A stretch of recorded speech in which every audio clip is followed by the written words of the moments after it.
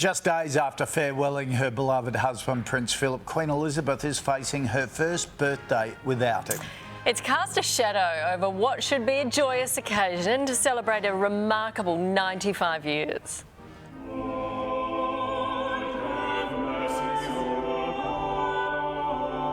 The world's longest-serving monarch is marking a milestone while still mourning her husband of 73 years.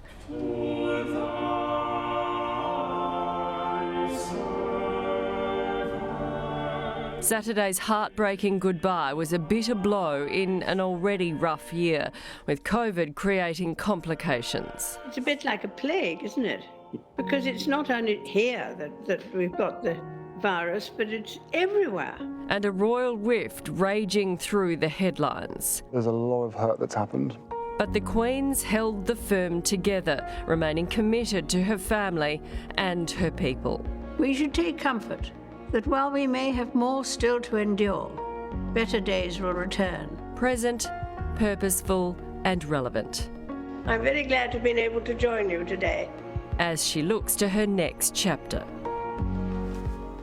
Oh, Sunrise Royal editor Rob Jobson joins us. Jobbo, it's going to be a tough day for the Queen, isn't it? It certainly has, Goshim. It's the first birthday in 73 years. She hasn't been with her husband. But look, I've spoken to some people quite close to her. She's holding up pretty well, actually, and getting on with it, which is what, of course, the Duke used to always say. Obviously, there's not going to be any released photographs of Buckingham Palace or any official statements or any official guidance, actually. I checked with Donald McCabe tonight. It says nothing's coming from us. Look, the reality is I think she'll have some conversations with members of her family, perhaps Charles and Anne. Maybe, just maybe, one of the family closest, the Countess of Wessex and Earl of Wessex, may go up and see her. But, you know, they have to stand the distance. We're still under the restrictions. And that's just the way it is. So she's got a bubble of people around her, but, you know, you've got to feel for her, haven't you, really? Yeah. I know, what a week. I mean, it's just awful it just happened at this time, isn't it? And so I read that she usually has a favourite chocolate cake made. You know, is she going to do anything at all? It's difficult to say. I mean, I'm sure there'll be people trying to make her smile and cheer up a bit, but I think a lot of people around in that particular bubble with the Queen are still pretty devastated, you know, by the loss of the Duke, and I think it's all going to be pretty subdued, and I don't think the Queen will particularly be wanting any chocolate cake unless she's desperate. Yeah. Jobbo, don't they on her birthday fire off lots of cannons and salutes around the country? Is that going to happen?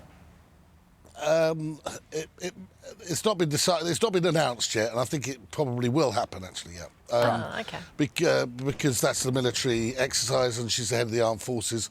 But I suspect that probably will happen. Yeah. Oh, now, the other thing that's interesting, Harry is apparently staying for her birthday. Is that right? And will he see her? Well, he's supposed to have had an open ticket. He's now finished he's only down the bottom of the garden, really, in Frogmore Cottage. It's possible. I mean, at the moment, I don't think he will. I think it's probably time he went back, and he probably will. But I don't think they will necessarily see each other. It's difficult to say at the moment. We don't really know. But as we understand, the Queen is not really taking visitors and things like that, really. Right. So Okay. I think it's unlikely, personally. Oh, I feel a bit really sad for her today, isn't it? It's sort of... I know. You feel like giving her a big hug, don't you? All right, Jobbo, thank you for that, mate. Good to see you. Cheers, guys.